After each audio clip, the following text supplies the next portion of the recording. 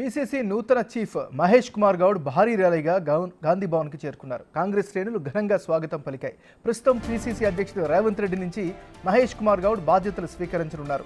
ప్రస్తుతం గాంధీ భవన్ దగ్గర సందడి వాతావరణం నెలకొంది. ఈ కార్యక్రమం కోసం పార్టీ శ్రేణులు భారీగా తరలివచ్చారు.